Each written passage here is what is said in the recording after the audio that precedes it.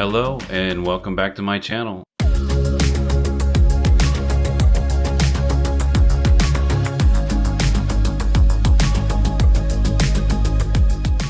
Those of you who are already subscribed, thank you very much and welcome back. Those of you new, if you're seeing this for the first time, I'd appreciate it if you go ahead and like this video and go ahead and subscribe to my page. And I would really like for you to join me and let me know where I should go next. No one has yet. Today, I want to do a quick review, as quick as I can because I tend to ramble, of one of our most recent cruises, the MSC Euribia, the Northern European cruise itinerary. The MSC Euribia is MSC Cruises' newest ship. It is in the Meraviglia Plus class. It's the newest member of that class and the newest member overall of the MSC fleet. We were overall very impressed with the ship itself. It's very similar to the Meraviglia. Those of you who have been on it, it's very similar to that class of ship. It's just a little bit bigger and more innovative, and it's supposed to be one of the greenest ships out there. I want to start off with saying we really enjoyed the itinerary probably the most. The ports of call were awesome. We left out of England, Southampton, England, which is about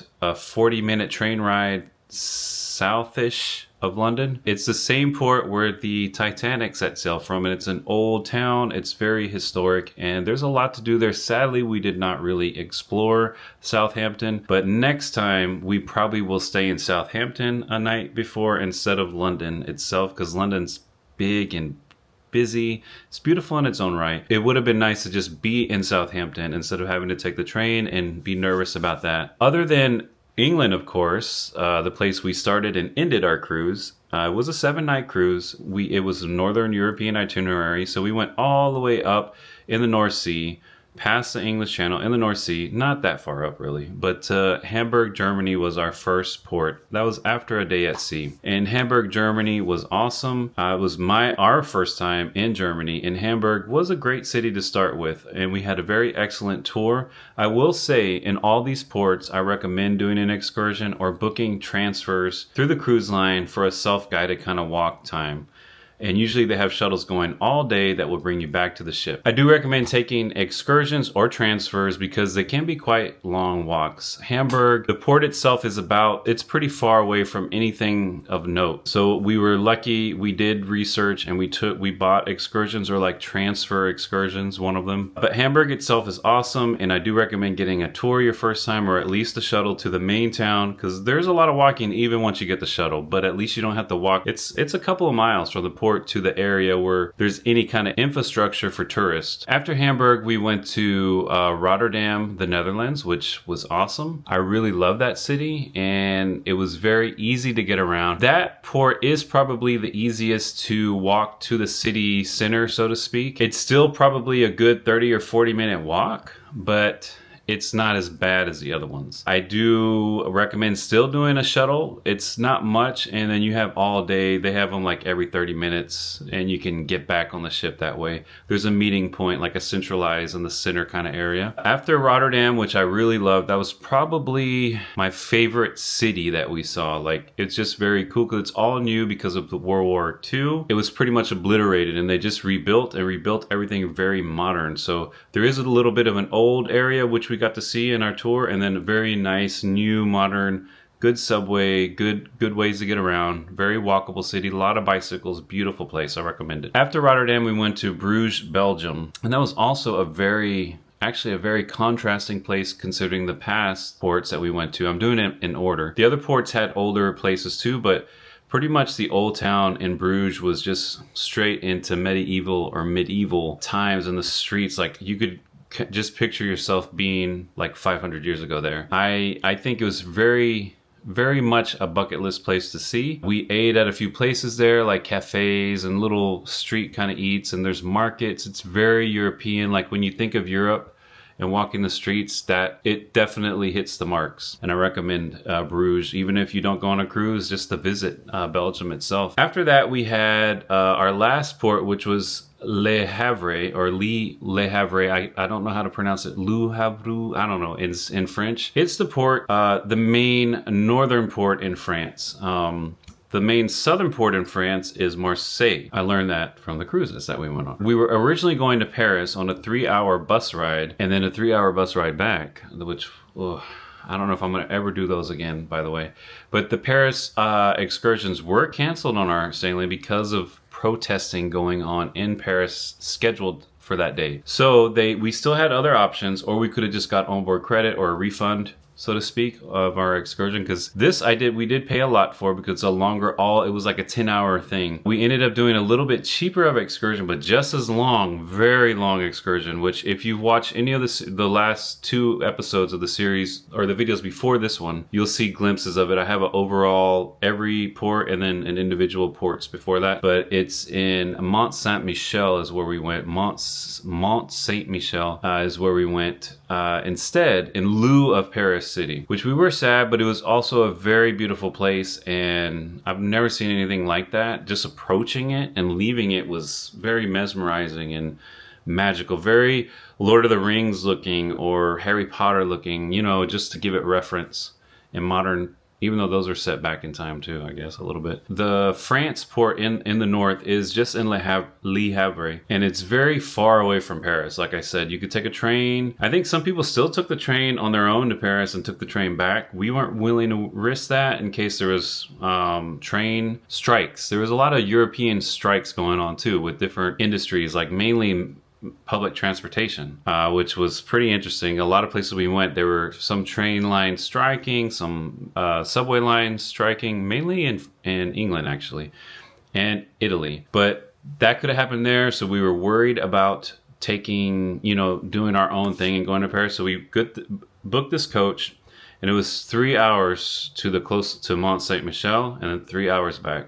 And watch the videos because some other things happen there, and I've never had that happen to me on a coach before with a long ride, and let's just say it just was not a pleasant ride there and back. The actual visit there was amazing and mesmerizing. I definitely recommend going there. It's very beautiful. So overall, the itinerary on the MSC Euribia, the Northern European cruise, was stunning. We loved all those cities, and we've never been to any of those port cities, and it was neat to experience that together. I do think that maybe like Northern European, I thought it would be a little more north than Hamburg. Hamburg was the northernmost point we went to, but I guess at some point it becomes Icelandic, Norwegian, or that region. I don't know. I'm sorry. But so I guess they didn't want us to go in the bitter cold, because we did go in January, and it was cold. It was always cloudy. I think we had a couple of sunny days, but not like total sun. And it rained a little bit, but it was cold. It was equivalent to about our coldest day here in Central Florida every day. So like you would wake up, it would be in the high 30s, and then it could warm up maybe even to the 60s in some of the places, but usually around the upper 50s. Overcast, and every once in a while drizzle. That's pretty much the whole trip. And we knew that going in. We actually thought it would be much colder than it ended up being, so we were thankful, but we did overpack because of that, because I saw some 8-degree days one day or nights, and I'm like, no, we need to pack a lot of stuff. Overall, the itinerary was, I think, the shining point in this cruise. Had we not gone to these places, I would have probably given this experience less of a... I'm actually giving it a 10, because overall I was extremely happy with these. Mainly the ports probably give it 5 of those points, however my point system's working. After that, I will say the ship itself probably gave it the other 2, like 2 points, so now we're at 7 out of 10. The ship is beautiful. You could still feel it's brand new. Everything's beautiful. It's polished. And that brings me to the crew. The crew is awesome on the Euribia, the MSC Euribia. I think because in all cruise brands and even other companies, flagships and flagship stores, for instance, on shore, they usually send their most trained or their best employees, and they kind of shepherd in like this newness and train other people to be like them while they're there. You could definitely tell, like, we had nothing, especially when we paid for service. So I mean, not that the free stuff wasn't good. We only went to the dining room once, I believe, or twice, the main dining room. But like, we always went to Jean-Philippe. I would go in the morning for croissants and coffee there. You can get coffee everywhere on the ship, which is nice too. There's not just like one coffee bar. A lot of cruise lines have like just one or two espresso points for paid coffee, there was multiple points to get espresso, so there was never a line. I mean, you could just go to the bar next door, they had one, but the employees there, they learned my name, and the gelato guy, for instance, I don't remember his name, but we went there so much, like he was like, hey, come on, one more time, and it was just very, very good experience. We did not meet our cabin steward, actually. He never introduced himself, which seems to be a common thing on MSC. I will say we were on the MSC Europa just after this ship, the Euribia, and we did get an introduction right away, and he was there for us very much like what we're used to. He always said good morning, and he seemed to always be there, but kind of not in the way, just there. So I will say that's not common all the time, but this has been our second experience on MSC. The first one on Meraviglia, same thing. We never really met. We saw different guys, but they never were like, hey, I'm your cabin steward, how are you? Let me know what you need. It was just more like, hello, are you leaving? Can we clean now? And we didn't mind that either, but it was just very different than what we're used to. And not that it was a bad experience, it's just different. And that's my only main issue, kind of to sneak peek to the end, is MSC is different for people who have cruised with American brands, and mainly from America. I've never cruised an American brand internationally yet that I can recall. Only out of America. We've gone to international destinations, but this is our first time going overseas to get on a cruise, and then it's also a European cruise brand, an Italian cruise brand. But things are a little different. Like this minutia, this minute kind of subtle changes. Some of them are pretty different, and some of them are great changes. Some of them are better, but a little bit different. You just got to go in there open-minded. But we really loved the crew itself. We had no issues with any of the crew. In fact, I think they went really above and beyond for us. And I guess what's left is entertainment and food, basically. Those are my criteria for cruise lines, like ship, crew, food, entertainment, and ports. Like that's kind of like my 5 things. So I'm kind of doing it all over the place. But let's continue. So let's go to entertainment for. I'm gonna say food for last, because food is probably the most important subject to me, and maybe to a lot of you, because it can make or break an experience. I mean, it's one of those things that, like, you know, it can ruin your day if you have a very bad meal, or it's just not good, or you get sick or something. So let's go to entertainment first. I will say, I think we saw, oops, I'm shaking my camera. We did see a couple of shows on the Euribia, and actually my favorite one was it was called Ed Sheeran Songbook. And we went into it thinking it would just be like a cover band on the stage, but it was a full production. And they sang and danced and had storylines with a lot of Ed Sheeran songs. And I didn't realize how many songs Ed Sheeran had that I didn't realize it was really him. I just hear it on the radio or whatever, and I'm just like, da-da-da. Like, you know it, but I'm like, oh, that's Ed Sheeran has a lot of songs. I guess you all know that, but I was kind of shocked by that. But it was actually very entertaining, and it was a much more Broadway feeling than what we experienced on the MSC Meraviglia. I do think that the shows were pretty much right there with Carnival and Royal Caribbean as far as the Broadway factor. There wasn't much like stuff going on, but there was somebody up there, you know, swinging and doing stuff, and they had a little bit of that on the ship. And then we saw a circus show. I will say, and that one actually was probably my favorite, now that I think about it, because they did real, like, death-defying kind of stunts, or whatever you'd call that, performances within, like, segments.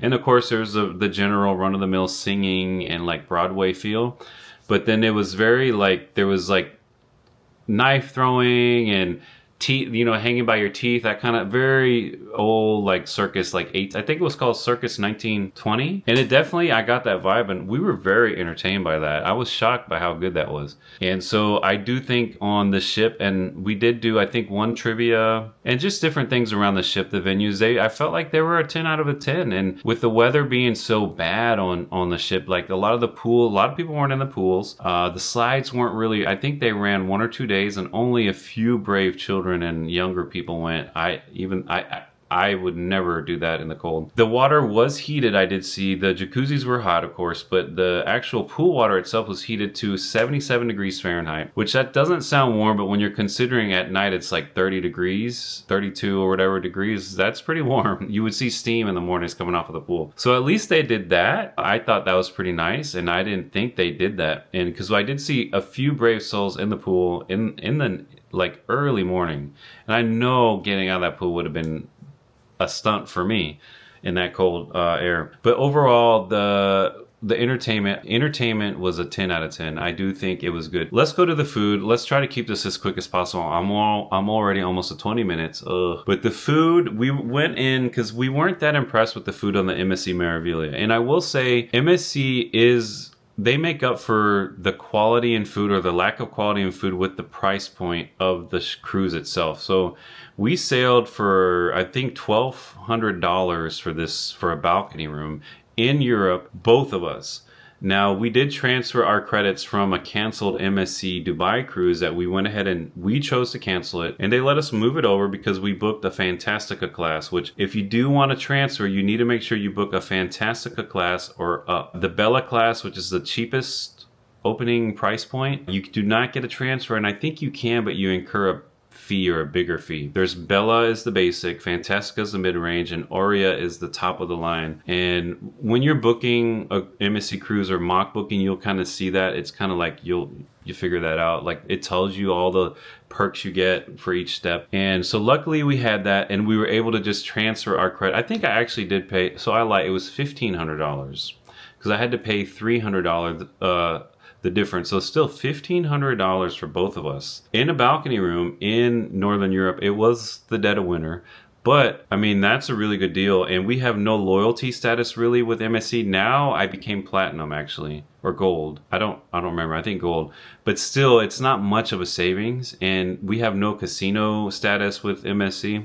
So this was like a regular schmegular, if that's a word, sorry, a regular Joe price. Like you off the street, go online. I've heard of MSC, let me book one today. I got free time. You could have got that same price. I got the, it was a good price point.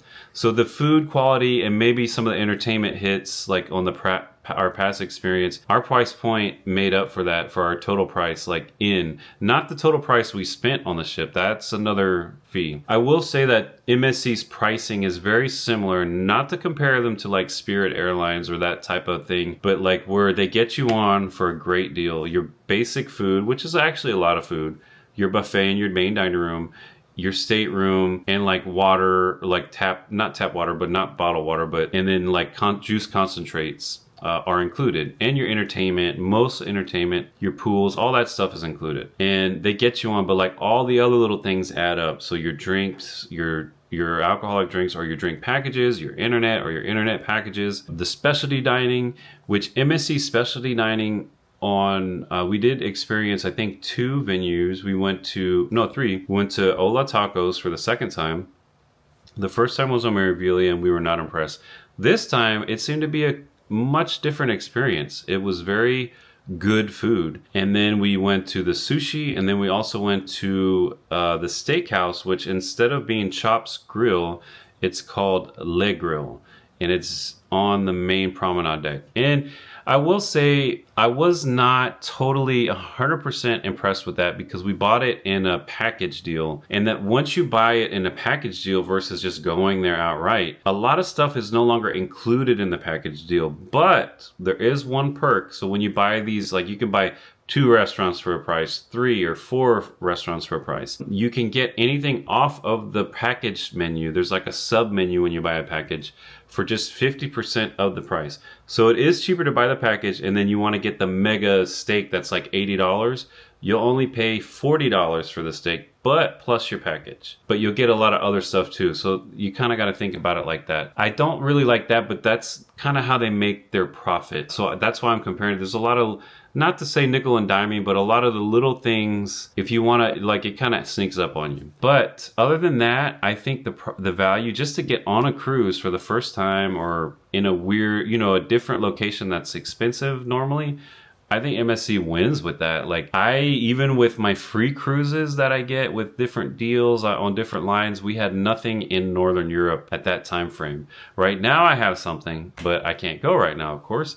But it seemed to work out, and we're like, that's not a bad price. And like I said, we canceled one cruise, and we only paid $300 difference, so $1,500 total. That didn't include the flights, of course, but the flights we actually got a pretty good deal. They were about the same price, $1,500 round trip for both of us. Back to the food, I will say the winner on MSC brand for me is their buffet. A lot of people don't like it, but I feel like the Euribia had a really good buffet, and maybe because it's still in the new phase, but it's getting close to a year old actually. But For instance, their breakfast, they have the old style buffet. A lot of cruise lines are changing to where it's like open, like a food court with like kiosk in the middle.